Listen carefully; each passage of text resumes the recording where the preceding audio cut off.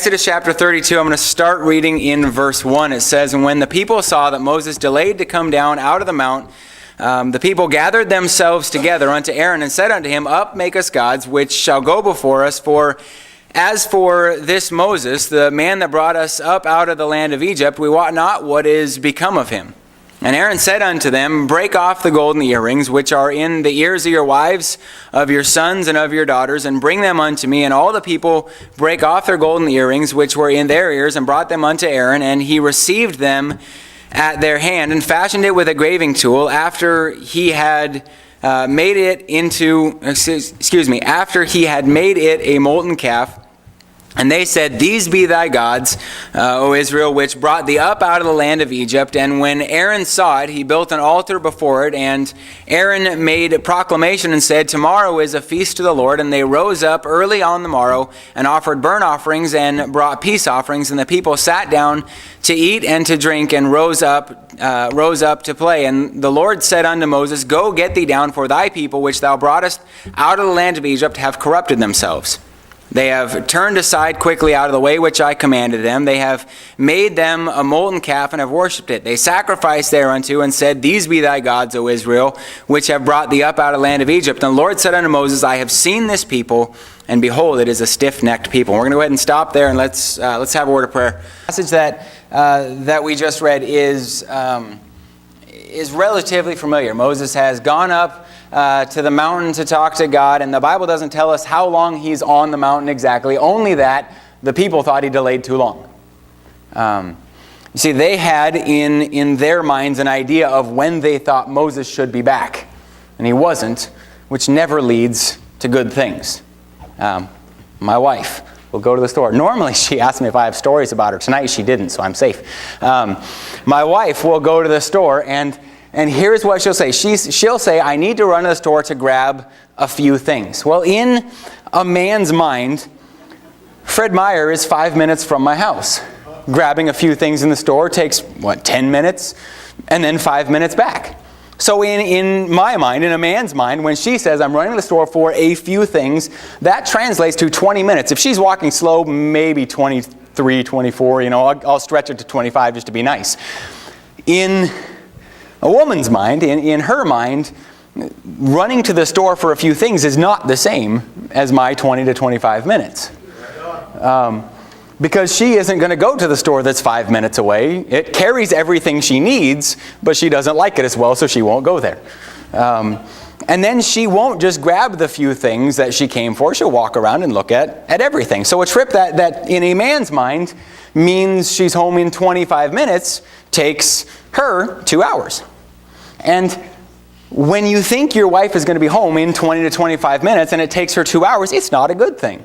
In my house, it normally means by the time she gets home, I've eaten everything in the fridge, cupboards, and anywhere else that looks halfway decent to eat. Typically the stuff that she bought for kids' lunches, because it's all the good tasting stuff. And by then she's normally received 20 text messages ranging everywhere from what time we be home to are you coming home? It doesn't end good. It doesn't end good. And that's what we see in this passage. They expected Moses to return at a certain time. He never says the time, but they expected that he would. And the time has come and gone, and Moses isn't back, so they do just like every husband does. He should have been home 10 minutes ago. He must be dead. I mean, he must have died if he's not home by now. Here's where their logic goes a little bit haywire, because Moses delays. He must be dead, so let's build a false god. Doesn't make a lot of sense. Ladies, this would be like your husband saying, my wife was supposed to be home at 2:30. It's now 3. Therefore, I'm obviously a widower and must find her replacement. I mean, that is in essence what they're doing. That's what's happening here. And Aaron, for some unknown reason, is willing to oblige them. You're in trouble, bro. I know I am. I'm committed now. I'm just running with it. Aaron, for some unknown reason, is willing to oblige them in it. Which kind of boggles my mind a little bit that people would do this is sad. It shouldn't happen, but in all honesty, it isn't shocking. But that the priest would do this seems a little different, I guess I should say. It's not incredibly uncommon as you look at people today who would call themselves men of God, but are quickly willing to walk away from what they've been taught and the things that they claim to believe in order to get a crowd. I was talking to a couple of people about this week, actually, and one specifically who I grew up with. I know the church that he was raised in well. He went off to Bible college and came back ready to pastor. And there were no churches of our kind that would call him and give him a full-time salary. So he worked at one for a while, working another job as well to pay his bills until he finally got fed up with it. And I was talking about, he told me this week, that he finally got fed up with it. And now is pastoring a community church. And here's what he told me, that we as Baptists are so stuck on things that make people mad that we can never gather a big enough crowd. So he just decided that he should set those things aside so that he could have a church. And what he said is, I still believe all those things. I just don't tell my people that. That was his words. He's doing exactly what Aaron is doing in the passage. The crowd wants a golden calf, and if I want the crowd to follow me, then I need to make them a calf. And it's at this time that God tells Moses, it's time for you to go back. Time for you to go back to people. We see it in verse 7. Lord said unto Moses, go get thee down. Time for you to head back. They've made an absolute mess of things. It's time for you to go back. And it's from this next section, 7 to 9, that we're going to get the majority of the message this evening. These verses are God telling Moses why he needs to go. He is describing what has just happened with the children of Israel to Moses, telling him this is why you need to go. And here's why I found this interesting, because these same reasons hold true today why we ought to go. 4 reasons tonight. God says to Moses, you need to go. Number 1, because they've corrupted themselves. In verse 7 again, he says, Lord said unto Moses, go get thee down, for thy people, which thou broughtest out of the land of Egypt, have corrupted themselves. Skip down to verse 15. It says, and Moses turned and went down from the mount, and the 2 tables of the testimony were in his hand. The tables were written on both their sides, and on one side and on the other they written. And the tables were the work of God, and the writing was the writing of God graven upon the tables. And when Joshua heard the noise of the people as they shouted, he said unto Moses, there's a noise of war in the camp. And he said, it's not the voice of them that shout for mastery, neither is it the voice of them that cry for being overcome, but the noise of them that sing do I hear. And it came to pass, as soon as they came nigh unto the camp, that he saw the calf and the dancing, and Moses' anger waxed hot, and he cast the tables out of his hand and brake them beneath the mountain. He took the calf which they had made and burnt it in the fire and ground it to powder and strawed it upon the water and made the children of Israel to drink. Verse 15 through 20, I had to skip down and read that, sort of lays out how they corrupted themselves. And I kind of have it, or it kind of fits into 2 categories. They corrupted themselves through noise. Verse 17, they're coming down from the mountain, and Joshua looks at Moses and says, there's a noise of war. He knows what war sounds like. And more than that, if it sounds like a war, he's probably thinking, I need to hurry and be there. I'm the leader of this army. Without their leader, they're going to be lost. But Moses, or they then stop in verse 18 and explain, that's not war. That's not the sound of mastery. That isn't the cry of being overcome that I hear. But it's singing. Now, I'm just going to throw this out there. But there's a lot of difference between the sound of war and singing. There's a lot of difference, at least if you're singing the right kind of songs.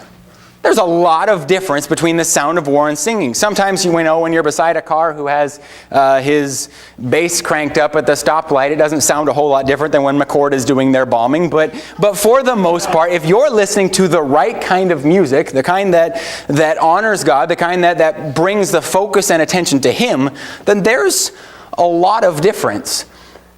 But that tells me that the songs that Moses and Joshua came down to them singing isn't the songs of the faith, if you will.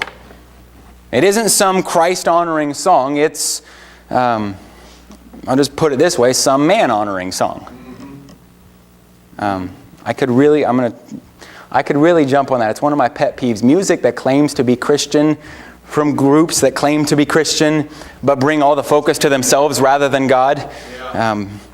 It really drives me crazy. I don't want to camp on this, so I'm going to move on quickly. I'll just give you this little test. If you're playing your, quote, Christian music in your car with your windows rolled up, and what can be heard outside sounds exactly like the car sitting beside you with his bass cranked up, you're probably listening to the wrong music. But I'm not preaching on that, so I'm going to move on.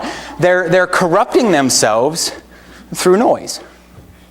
Corrupting themselves through noise. They're corrupting themselves through their actions. You look at verse 19. If I'm in the wrong chapter, there we go. Verse 19, it says, "And it came to pass as soon as they came nigh unto the camp." They've heard this, now they're within eyesight. They saw the calf and the dancing. And Moses' anger waxed hot, and he cast the tables out of his hands and brake them beneath the mount. We'll come back to the golden calf in a minute, but Moses comes down, he hears the noise, and he sees the dancing, and he's a ways off, hears the noise, and they've corrupted themselves with that. Now he's within eyesight, and what he sees appalls him. What he sees angers him. I'm gonna stay off the dancing factor of it and focus on this, because it really comes down to very similar to the singing. They're worshiping a god, if you will, something that should put the focus on what they're worshiping, but instead what they're doing, or they're doing it in such a way that it brought all the focus to them. Brought the focus to themselves. Serving God, whether it's singing specials, teaching a class, driving a bus, getting up here to preach, whatever, the focus shouldn't be on the person, but on God. So I was studying for this, I was thinking about, I get up here, I don't want people to think that I am a good or not good, whichever way you might think, preacher. I don't really, and don't take this wrong, but I don't really care too much what people think about my preaching style. Here's what I want, that when I get up here, people to say, we heard from God today. Doesn't really matter what they think of me. And that ought to be the same thing we think with any other ministry. That it doesn't point to the person being a great singer or Sunday school teacher or servant, but that it all points the focus to God. They've corrupted themselves when worship stopped being about God and became about them. Which is something that's extremely prevalent today. People who want to sing because if they do, it causes people to notice them. Or preachers trying to build a name for themselves, they're corrupting themselves. God told Moses, go, because the people have corrupted themselves. Number 2, God told Moses, go, because they had turned from God. If you look at chapter 32, verse 8, he lays it out very clearly. They have turned aside quickly out of the way which I have commanded them. God says, I've given them a way that I commanded them to go. If you look in the time the children of Israel were in the desert, and while they were wandering in the desert, God was still giving them very specific directions. It's not as if God said, I'm going to punish you for disobeying me. You doubted me when I wanted you to take the land. I'm going to punish you with that by causing you to wander in the desert for 40 years. So there's the wilderness, start wandering, and I'll come back in 40 years. No, even when they had disobeyed, even when they were in the middle of punishment, he was still leading them. And in that, giving them very specific instructions. You think of the way that they were to worship, the way that they were to serve God. God didn't leave it up to them to do just whatever felt right, whatever felt good to them. God didn't say, I want you to worship me, or I don't want worshiping me to be a feel-good experience for everyone, so just get together and do whatever makes you feel good. It's what a lot of churches are doing today. I heard of one church up in Seattle area, I think it was, that before they started, they ran a poll among non-Christians. I found this very insane. They ran a poll among non-Christians asking if they were to go to church, what they would want to see in it. If a non-Christian were to go to church, what would they want to see in it? That if they were to attend, what would they want it to be like? And then they took those answers and they designed their services after that. The whole point of that is they're trying to make a feel-good experience for everyone involved. But that isn't God. God didn't sit down with all the elders of the tribes of Israel and ask them, what will make your church experience better? No, he laid out very specific instructions. And what the people were doing was not that. They had turned aside from what God commanded. Not only had they turned aside from it, it happened fast. Verse 8, it says that they turned quickly aside. You read the passage that we read, and you can see that. Moses isn't back. They make false gods and are immediately changing what they do, which isn't a whole lot different than things now.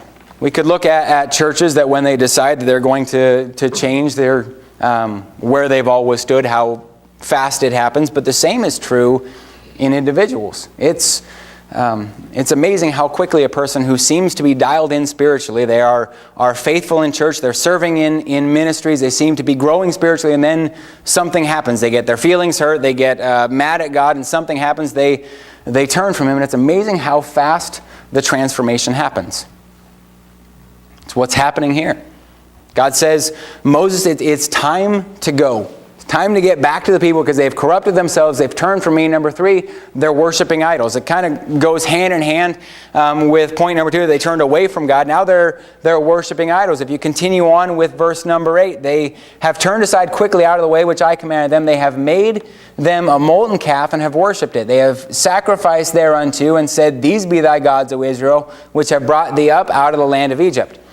More than just worshiping them, they're making them and worshiping them. And I find, personally, the whole process of the calf fairly interesting.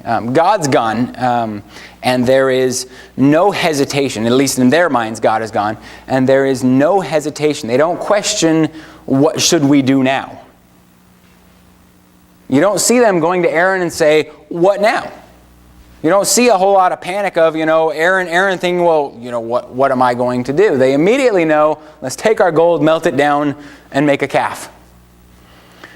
Where would they have gotten this idea from? Where would they have gotten it from? Would they ever have worshiped this way? God's never had a golden statue of Himself made for them to worship, so where did this come from? And the passage kind of addresses that a little bit. Because if you notice further down on where we just read a minute ago, Moses asks Aaron.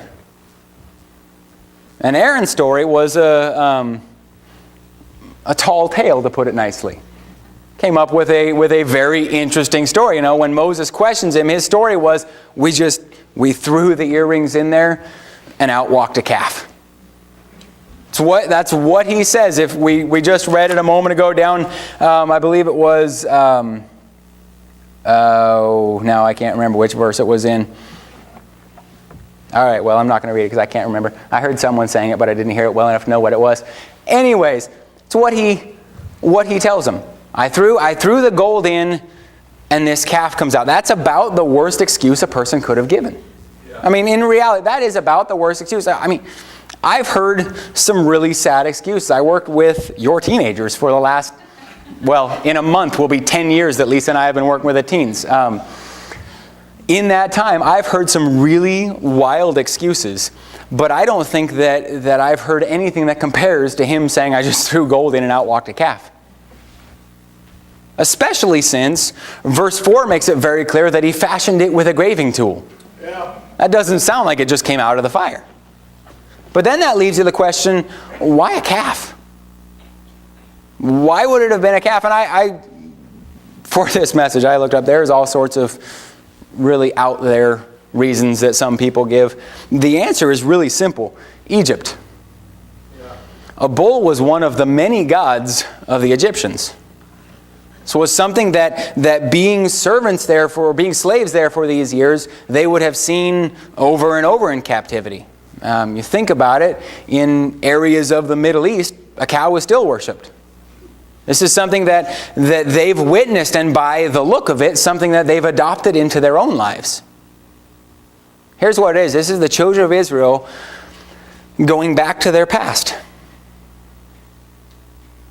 They were following God. He's led them out of Egypt. He's led them across the Red Sea. He's leading them in the wilderness. He's providing for them in miraculous ways. But at the first sign of trouble, they're running back to their past. They went back to what was familiar. It's along the same lines as the times that we see them saying, would to God we had stayed in Egypt. It's what they're doing. Well, God's left us, so we're going to go back to the gods of Egypt. And decided God's no longer here, so we'll go back to serving these other gods we know. They've gone back to their old self, if you will. God tells Moses, you need to go. They've corrupted themselves. They've turned from God. They've turned to idols. And then God gives one more reason for Moses to go. He says, you need to go because they're stiff-necked. Says it in verse 5. Verse 9, excuse me. Verse 9 it says, and the Lord said unto Moses, I have seen this people, and behold, it is a stiff-necked people. A simple definition of stiff-necked, they're stubborn.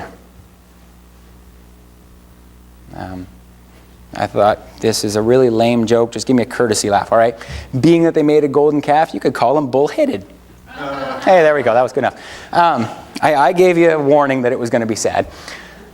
You can see example after example of this in their history, of their being stubborn. God trying to lead and trying to care for them, and they were so set in their ways that they refused to allow it.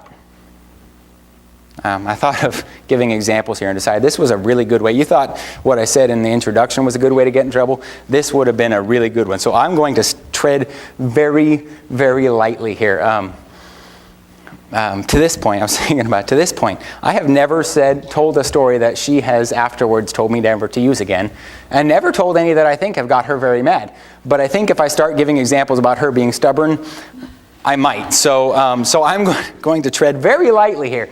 But we all have examples of this in our lives, men, especially if you're married, that we get in our minds something that we want, and even if something comes along that is better for us than what we wanted, it's not what we want, so we don't want it.